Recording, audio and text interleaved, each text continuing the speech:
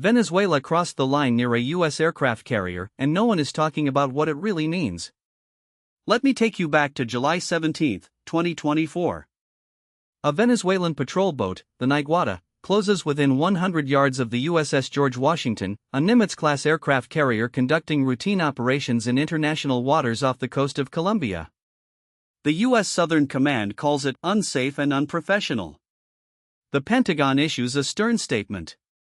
The media runs with it for a day or two, another minor provocation in a region where tensions have been simmering for years. Case closed, right? Wrong. What happened that day wasn't just another routine encounter. It was a deliberate test of American resolve, a calculated move in a much larger geopolitical chess game, and a sign that the rules of engagement in Latin America are changing faster than Washington seems to realize. I've spent the last 3 decades studying U.S. foreign policy in this hemisphere, and I can tell you the mainstream narrative isn't just incomplete, it's dangerously misleading. Because what we're witnessing isn't just about Venezuela. It's about the unraveling of American dominance in its own backyard, the rise of a new multipolar order, and the quiet but relentless push by Russia and China to rewrite the rules of the game. So let's start with the story they want you to believe. The official rogue regime provokes the U.S. Here's how the Pentagon framed on the morning of July 17. The Niguata, a Venezuelan Navy patrol vessel, approached the George Washington at high speed, coming within 100 yards, a distance the U.S. Navy considers unsafe and unprofessional under international maritime norms. The carrier, part of a routine deployment in the Caribbean, was operating in international waters, while outside Venezuela's territorial claims.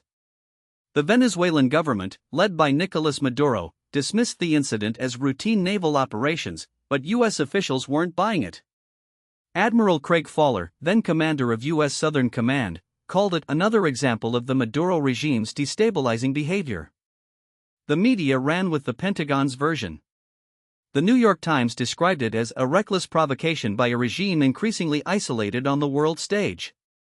The Washington Post framed it as part of Venezuela's pattern of aggressive posturing in the region.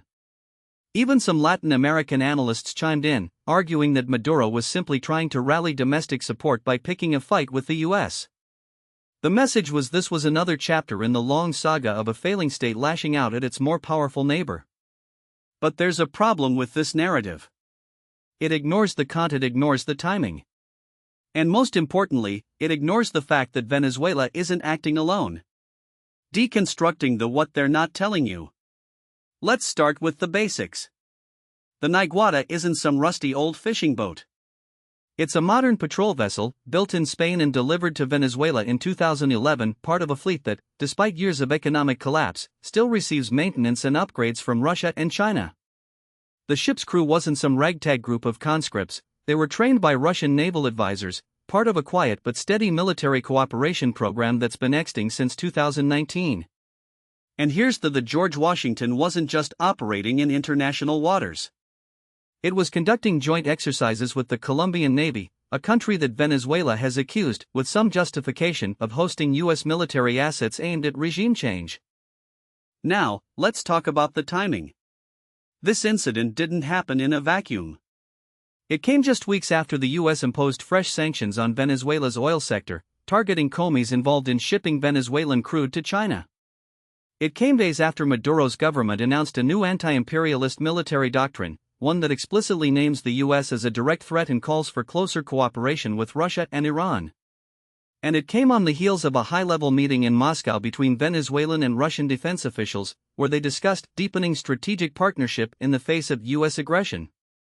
So ask, is this really just another case of a desperate regime acting out? Or is it something more calculated? Here's what's really happening. Venezuela isn't just provoking the U.S. for domestic consumption. It's testing the limits of American power in the region. And it's doing so with the backing of two of the world's most powerful, Russia and China. Let me be clear. I'm not saying this was a coordinated attack. But I am saying that Maduro knew exactly what he was doing and that Moscow and Beijing were watching closely to see how the U.S. would respond. Because this isn't just about Venezuela. It's about the future of Latin America as a battleground in the new Cold War. The broader geopolitical hemisphere in play. To understand why this incident matters, you have to out. The US has treated Latin America as its backyard for over a century, a sphere of influence where it could intervene at will, install friendly governments, and exploit resources without serious pushback. That era is over. What we're seeing now is the rapid erosion of American hegemony in the region, driven by three key: the rise of China, the resurgence of Russia, and the collapse of US credibility after decades of failed interventions. Let's start with China.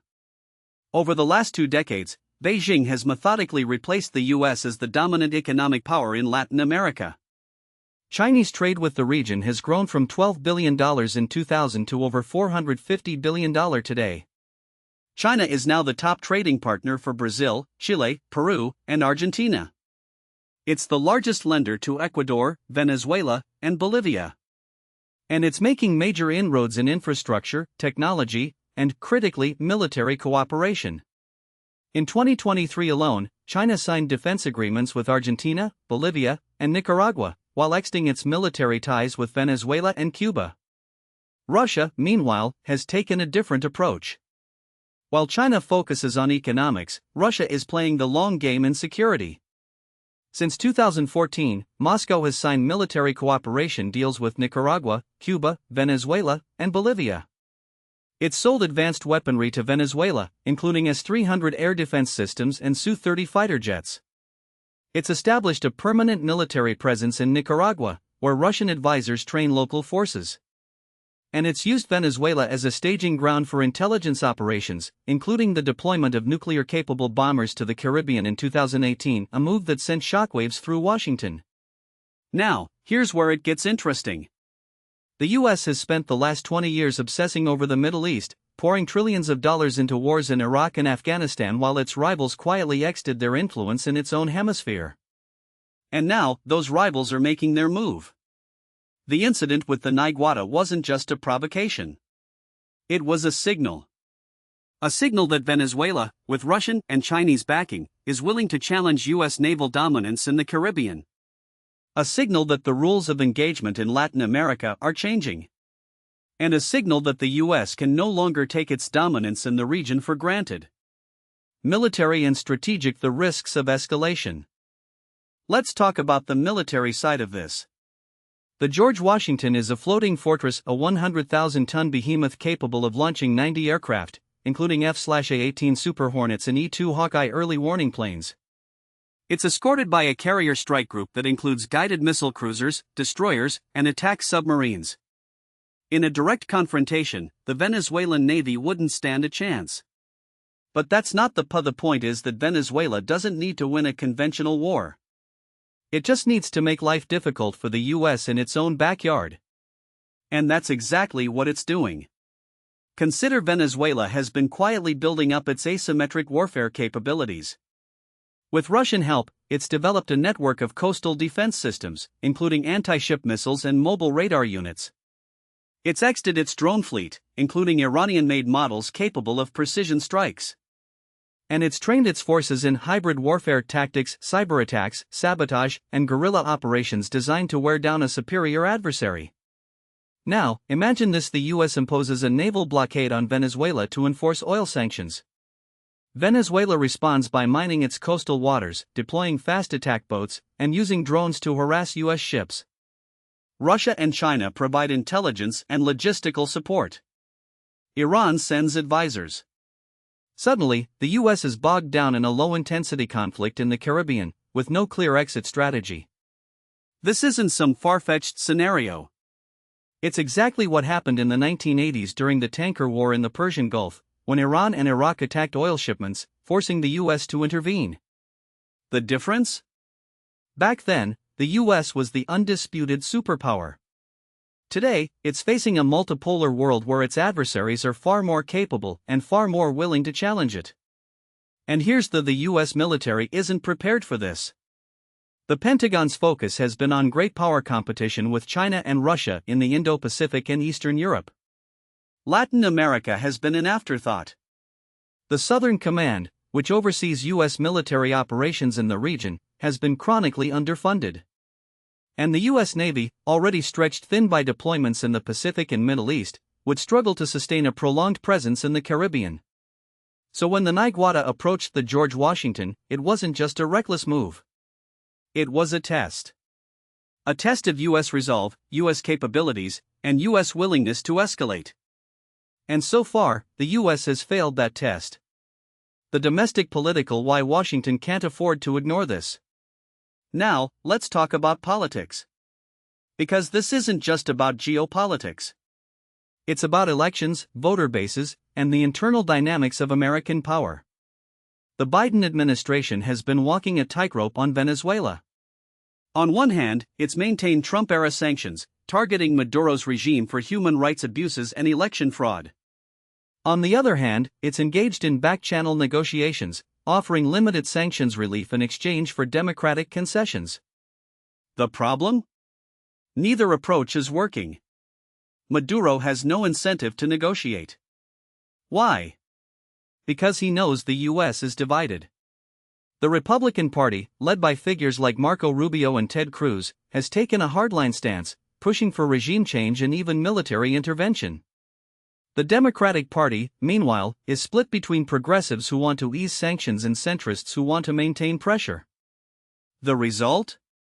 A policy that's inconsistent, ineffective, and easily exploited by Maduro. And here's where the Niagara incident comes in.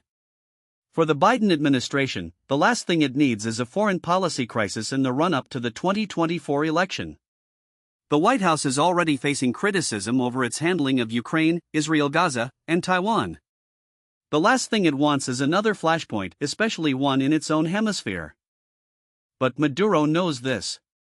He knows that the U.S. is distracted, divided, and desperate to avoid another quagmire. And he's exploiting that weakness. Meanwhile, in Congress, the incident has reignited calls for a tougher stance. Senator Rubio has already introduced a bill to enact sanctions on Venezuela's oil sector.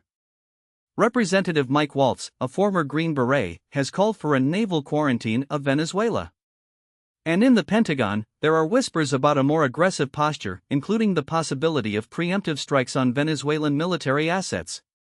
But here's the: none of these options are good. Sanctions haven't worked. Military intervention would be a disaster. And a naval blockade? That's an act of war. So what's the endgame? Right now, there isn't one. And that's the real danger. Scenario: what comes next? Let's game this out. Based on the current trajectory, I see three possible scenarios, none of them good.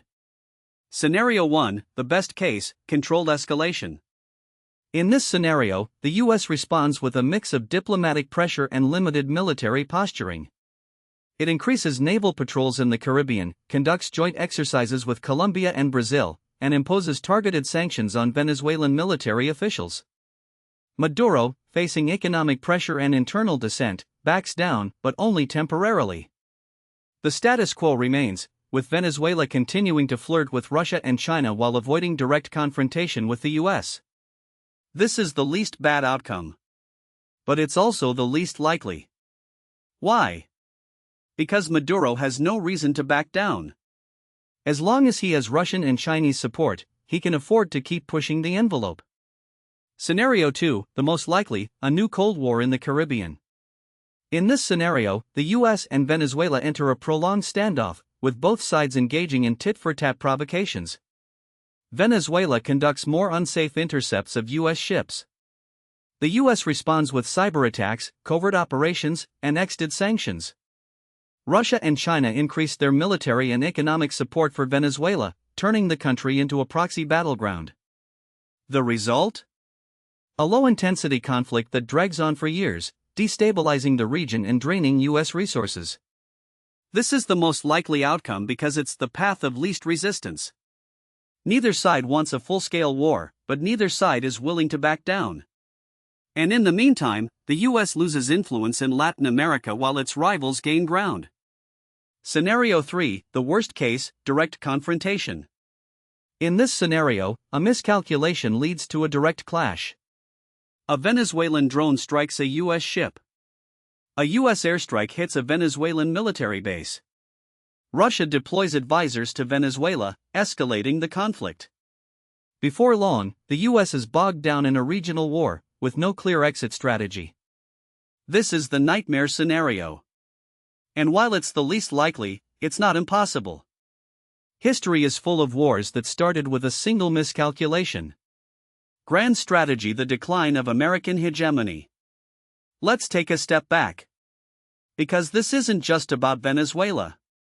It's about the broader failure of American grand strategy. For the last 30 years, the U.S. has pursued a policy of liberal hegemony, the idea that it can and should dominate the world, spreading democracy, free markets, and American values. The problem? It hasn't worked. The wars in Iraq and Afghanistan were disasters. The color revolutions in the former Soviet Union backfired. And the push for regime change in Libya, Syria, and Venezuela has only created chaos. Meanwhile, America's rivals have learned from its mistakes. Russia and China aren't trying to match the U.S. militarily. They're using asymmetric tactics, cyber warfare, economic coercion, proxy conflicts to erode American power without direct confrontation. And they're doing it in America's own backyard. The result? The U.S. is overstretched, its alliances are fraying, and its adversaries are gaining ground. And the worst part? Most Americans don't even realize it's happening. This is what empire decline looks like. It's not a sudden collapse. It's a slow, grinding erosion of influence, where one misstep leads to another, and before you know it, the world has moved on. Alternatives: and what should the U.S. do? So what's the alternative? How should the U.S. respond to Venezuela's provocations without making things worse? First, it needs to accept the era of American dominance in Latin America is over. The U.S. can no longer dictate terms to the region. It has to negotiate. Second, it needs to shift from a policy of confrontation to one of containment. That means working with allies like Brazil, Mexico, and Colombia to isolate Venezuela economically and diplomatically without resorting to military force. Third, it needs to engage with Russia and China.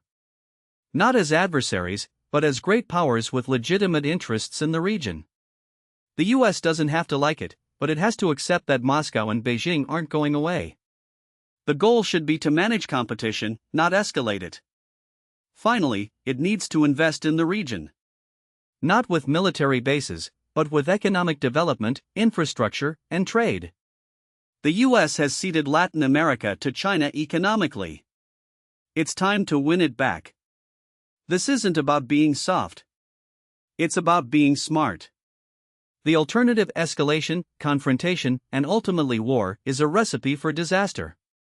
Reflective: the danger of sleepwalking into conflict. Let me leave you with this. The incident with the Naiguata wasn't just a minor provocation. It was a warning. A warning that the rules of the game in Latin America are changing.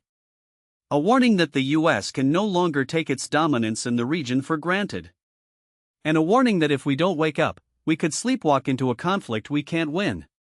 The mainstream media will keep framing this as a story about a rogue regime. The politicians will keep using it to score points. But the reality is far more dangerous. This is about the unraveling of American power in its own hemisphere. This is about the rise of a new multipolar order. And this is about the quiet but relentless push by Russia and China to rewrite the rules of the game.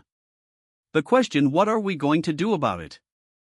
Informed citizens are the brake on government overreach. It's up to us to demand better. Because if we don't, no one else will. Now, what most people don't realize is that this isn't just about Venezuela. It's about the slow-motion collapse of the Monroe Doctrine, the 200-year-old bedrock of U.S. policy in the Western Hemisphere. When James Monroe declared in 1823 that the Americas were off-limits to European colonialism, it wasn't just rhetoric. It was a statement of intent, backed by the full weight of the British Royal Navy. For 2 centuries, that doctrine held. Even during the Cold War, when the Soviets tried to install missiles in Cuba, the U.S. drew a line in the sand and dared Moscow to cross it. And Moscow blinked. But today? The line isn't just crossed, it's been erased. And the eraser isn't wielded by some tin-pot dictator in Caracas. It's being held by 2 nuclear-armed great powers who see Latin America not as a U.S. sphere of influence, but as a battleground for their own strategic ambitions. Let me explain why this matters. In 2019, Russia sent two nuclear-capable Tu-160 bombers to Venezuela. Not as a one-off stunt, but as a deliberate Moscow can project power into the US backyard whenever it wants. China, meanwhile, has spent the last decade turning Latin America into its second-largest trading partner, displacing the US in key markets. In 2023 alone, Chinese trade with the region hit $486 billion, nearly double what it was a decade ago. And it's not just soybeans and copper. Beijing is building ports in Peru, railways in Argentina, and 5G networks across the continent. When the US sanctioned Venezuela in 2019, China and Russia stepped in with billions in loans, oil swaps, and military support. The message was if Washington wants to isolate Caracas, it'll have to go through them first. Here's the uncomfortable: the US is losing Latin America not because of some grand conspiracy, but because it stopped paying attention. For decades, Washington treated the region as a secondary theater useful for counter-narcotics operations, occasional trade deals, and the occasional coup when a leftist government got too uppity. But while the US was busy invading Iraq and Afghanistan, China was signing free trade agreements. While the US was lecturing Latin American leaders about democracy, Russia was selling them weapons and offering them an alternative to the Washington consensus. And while the US was cutting foreign aid, Beijing was building hospitals and stadiums. The military implications of this shift are even more alarming. The Niigata incident wasn't just a reckless provocation, it was a test. A test of US resolve, of NATO's cohesion, and of whether the rules-based order still applies in America's own neighborhood. And the results? Mixed, at best. The US responded with sanctions, but sanctions don't deter great powers. Russia and China, meanwhile, doubled down.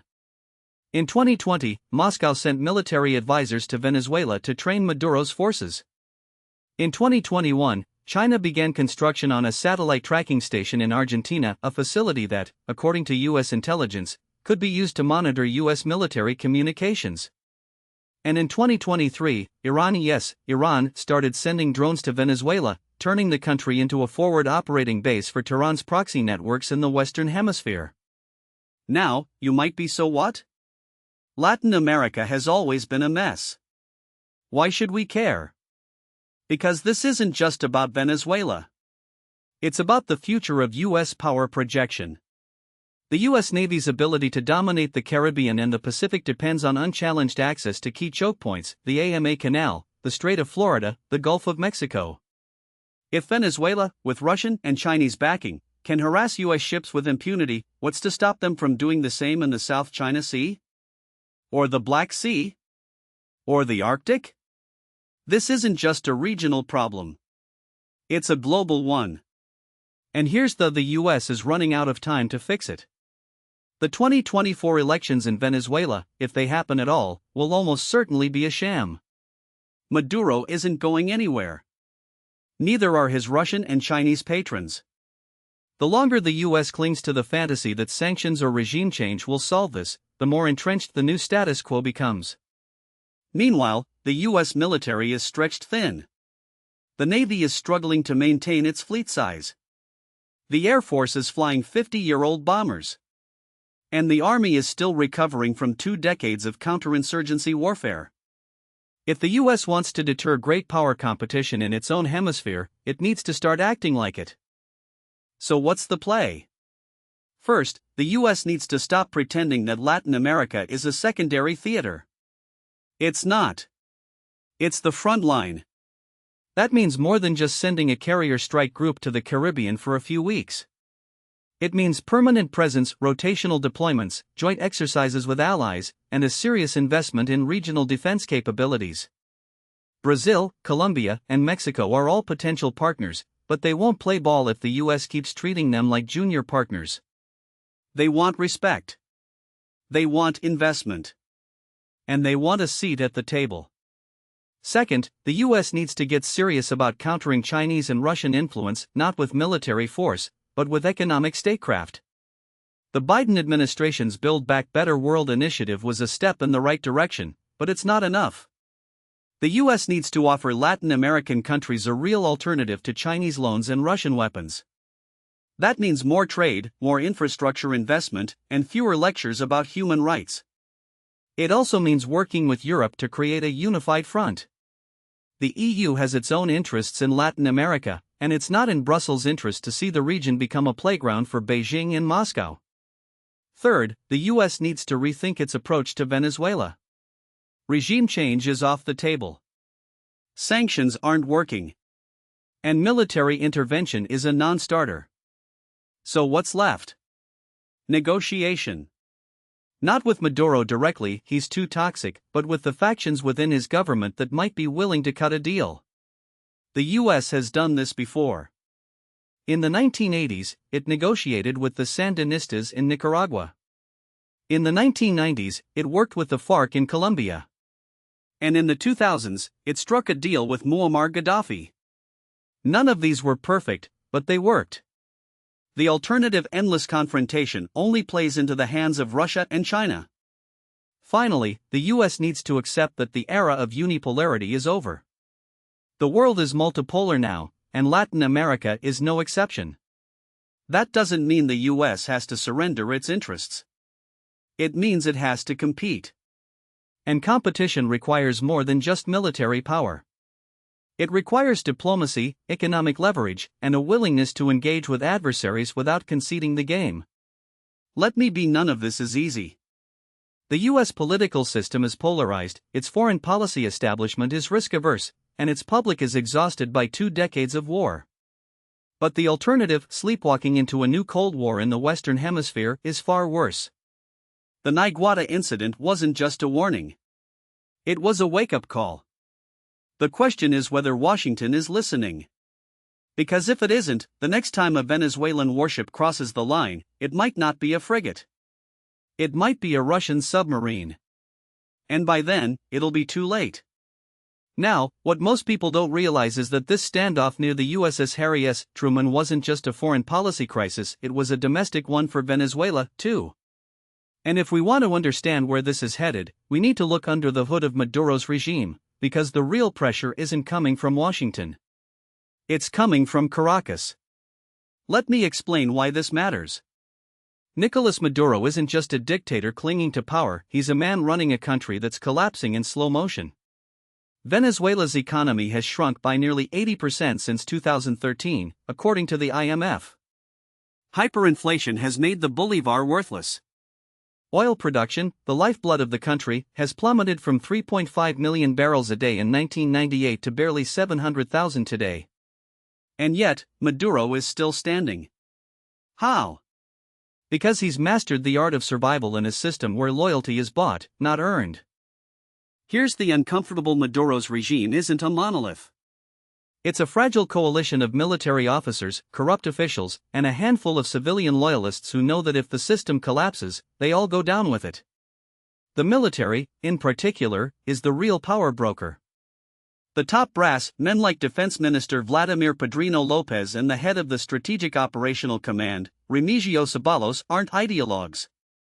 They're pragmatists who've enriched themselves through smuggling, gold mining, and drug trafficking. They don't care about socialism. They care about staying out of prison. And that's where the domestic pressure comes in. The US sanctions have hurt, but they haven't broken the regime because Maduro has adapted. He's shifted trade to China, Russia, and Iran. He's allowed the military to control key sectors of the economy. And he's used repression, arbitrary arrests, torture, and extrajudicial killings to silence dissent. But here's the more he tightens his grip, the more brittle the system becomes. Let me give you an example. In 2019, Juan Guaidó, the opposition leader, was hailed as Venezuela's savior. The US and more than 50 other countries recognized him as the legitimate president. But Guaidó's movement failed because it was built on a flawed assumption that the military would abandon Maduro if given the right incentives. It didn't. Why? Because the generals had too much to lose. The same logic applies today. The US can sanction all it wants, but as long as the military's interests are aligned with Maduro's, the regime will endure. Now, that doesn't mean the situation is stable. Far from it. The regime is facing 3 existential threats, and none of them are coming from Washington. First, there's the economic time bomb. Venezuela's oil production is declining, and the country's refineries are falling apart. The U.S. has eased some sanctions on oil exports, but that's not enough to revive the industry. Without a massive influx of foreign investment, which Maduro can't get because of his human rights record, Venezuela's economy will continue to shrink. And when the economy shrinks, the military's revenue streams dry up. That's when the cracks start to show. Second, there's the generational divide within the regime. The older generation of Chavistas, men like Diosdado Cabello, the head of the Constituent Assembly, are true believers. They see Maduro as the heir to Hugo Chávez's legacy. But the younger officers, the ones who've risen through the ranks under Maduro, don't have the same ideological commitment. They're more interested in money and power. And if they sense that Maduro is becoming a liability, they might be willing to cut a deal. Third, there's the opposition. It's weak, divided, and discredited, but it's not dead. Maria Corina Machado, the opposition leader who won the 2023 primary with 90% of the vote, is still a threat. Maduro barred her from running in the 2024 election, but her popularity hasn't faded. And if the US and Europe start pushing for a negotiated transition, the opposition could become a rallying point for disaffected Chavistas. So what does this mean for the future? Let me lay out three possible scenarios. The first is the status quo. Maduro survives, the economy limps along, and the US keeps its sanctions in place. This is the most likely outcome in the short term, but it's unsustainable. Venezuela's problems are too deep to be ignored forever. Eventually, something will give. The second scenario is a negotiated transition. This is what the US and Europe are pushing for. The idea is to offer Maduro and his inner circle a way out: amnesty, sanctions relief, maybe even a role in a transitional government in exchange for free and fair elections. The problem is that Maduro has no incentive to negotiate. He's already survived multiple coup attempts, mass protests, and US sanctions. Why would he give up power now? The third scenario is the most: a violent collapse. If the economy implodes, if the military fractures, or if the opposition stages a mass uprising, Venezuela could descend into chaos. And that's when things get really messy. A failed state in Venezuela would destabilize the entire region. Colombia, Brazil, and Guyana would all be affected. And the US would have to decide whether to intervene militarily or otherwise. Here's the: none of these scenarios are good for the US. The status quo plays into Russia and China's hands. A negotiated transition is unlikely to succeed without real concessions from Maduro. And a violent collapse would be a humanitarian and geopolitical disaster. So what's the alternative? The US needs to stop thinking in binary terms: either Maduro stays or he goes, and start thinking about how to manage the transition. That means engaging with the military, offering incentives for defections, and working with regional partners to create an off-ramp for the regime. It also means accepting that the opposition isn't strong enough to take power on its own. The only way to remove Maduro is to split the military, and the only way to do that is to offer the generals a way out. Let me be: this isn't about rewarding Maduro. It's about recognizing reality. The regime isn't going to collapse under the weight of sanctions. It's not going to be overthrown by the opposition. And it's not going to be removed by a US military intervention. The only way forward is a negotiated settlement, and that requires the US to do something it's not very good: playing the long game. The Niiguata incident was a warning. But the real crisis isn't in the Caribbean. It's in Caracas. And if the US doesn't start paying attention to the domestic dynamics inside Venezuela, it's going to find itself reacting to events rather than shaping them. And in a region where Russia and China are already making inroads, that's a recipe for disaster. Now, what most people don't realize is that the US has been here before, not just in Venezuela, but in dozens of other crises where the default response has been to treat regime change as a light, flip it on, and the problem disappears. But history shows that's not how it works. Look at Cuba. 60 years of sanctions, and the Castros still outlasted every US president from Eisenhower to Trump. Or Iran, where the 1953 coup installed the Shah, only for the revolution to come roaring back in 1979. Even Iraq, where the US toppled Saddam only to inherit a failed state and a power vacuum that Iran filled with ease. The lesson? Regime change isn't an event, it's a process. And if you don't control the process, someone else will. Let me explain why this matters for Venezuela. The establishment narrative in Washington is that Maduro is a pariah, a dictator clinging to power, and that the only moral and strategic option is to squeeze him until he collapses. But that narrative ignores two critical facts. First, Maduro isn't just a dictator, he's the figurehead of a system that includes generals, business elites, and foreign patrons who all have a stake in his survival. Second, the US isn't the only player at the table. Russia and China have spent the last decade embedding themselves in Venezuela's economy, military, and political infrastructure. Rosneft, the Russian oil giant, has been a lifeline for PDVSA, Venezuela's state-owned oil company, while China has extended billions in loans secured by oil shipments.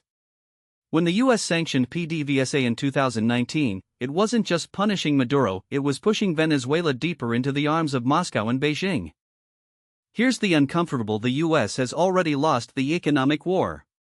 Sanctions have devastated Venezuela's economy, but they haven't broken the regime. Instead, they've forced Maduro to adapt, turning to gold smuggling, cryptocurrency, and illicit trade to keep the military loyal. The International Monetary Fund estimates that Venezuela's GDP has contracted by 75% since 2013, but the regime has survived by shrinking the economy to a size it can control. It's a brutal form of statecraft, but it works. And the longer the US relies on sanctions without a political strategy, the more it plays into Maduro's hands. So what's the alternative? The US needs a grand strategy that recognizes three realities. First, Maduro isn't going anywhere in the short term. Second, the opposition is fragmented and lacks the institutional power to govern. And third, the military is the only force that can remove Maduro, but only if it believes it has more to gain by defecting than by staying loyal.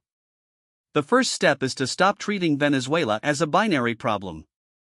The US should work with regional partners, Colombia, Brazil, and even Mexico, to create a multilateral framework for negotiations. The Lima Group, which was formed in 2017 to coordinate a response to Venezuela's crisis, has been ineffective because it's seen as a US proxy. A more neutral platform, perhaps under the auspices of the Organization of American States or the United Nations, could provide the cover for meaningful talks. The goal shouldn't be regime change, but a managed transition, one that includes guarantees for the military, amnesty for mid-level officials, and a path to reintegrate Venezuela into the global economy. The second step is to offer the military a way out. This is where the US has been its own worst enemy. The Trump administration's policy of maximum pressure included indicting Maduro and his inner circle on drug trafficking charges in 2020. That might have felt satisfying in the moment, but it eliminated any incentive for the generals to negotiate. If the only option is prison or exile, why would they defect? The US needs to signal that it's willing to offer carrots as well as sticks. That could mean lifting sanctions on certain military officials in exchange for their cooperation, or providing guarantees that they won't face prosecution if they help facilitate a transition. The third step is to prepare for the day after. The opposition's 2019 interim government, led by Juan Guaidó, was a noble experiment, but it failed because it lacked real power. The US and its allies need to start thinking about how to rebuild Venezuela's institutions, not just its government, but its economy, its military, and its civil society. That means working with the opposition to develop a credible transition plan, one that includes economic reforms, anti-corruption measures, and a roadmap for free and fair elections. It also means engaging with Venezuela's neighbors to address the humanitarian crisis. Colombia alone has absorbed nearly 2.5 million Venezuelan migrants since 2015. If the US wants to stabilize the region, it needs to help Colombia, Brazil, and others manage the fallout. Now, I can already hear the objections. Some will say that negotiating with Maduro is appeasement. Others will argue that the US has no business meddling in Venezuela's internal affairs. But here's the US is already meddling. Sanctions are a form of intervention. So is the recognition of Guaidó as interim president. The question isn't whether the US should be involved, it's how. And the current approach isn't working. Let me be, I'm not advocating for a return to the days of US imperialism in Latin America. The Monroe Doctrine is dead, and good riddance. But the US can't afford to ignore Venezuela, either. A failed state on the doorstep of the Caribbean is a strategic nightmare. It's a haven for drug traffickers, a magnet for Russian and Chinese influence, and a humanitarian disaster waiting to spill over into neighboring countries. The US doesn't have to invade or occupy Venezuela to shape its future. But it does have to think beyond the next election cycle. The Niiguata incident was a wake-up call. But the real test isn't how the US responds to Maduro's provocations, it's whether it can develop a strategy that accounts for the long game. Russia and China are playing chess while the US is playing checkers. And in a region where the stakes are this high, that's a losing strategy. Here's my final thought. The US has spent the last 2 decades reacting to crises rather than preventing them. Iraq, Libya, Syria, all were avoidable disasters that became inevitable because the US lacked the patience and foresight to think beyond the next headline. Venezuela doesn't have to be another chapter in that sad history. But if the US doesn't change its approach, it will be. The question isn't whether Maduro will fall, it's what comes in, and if the US isn't prepared to answer that question, someone else will.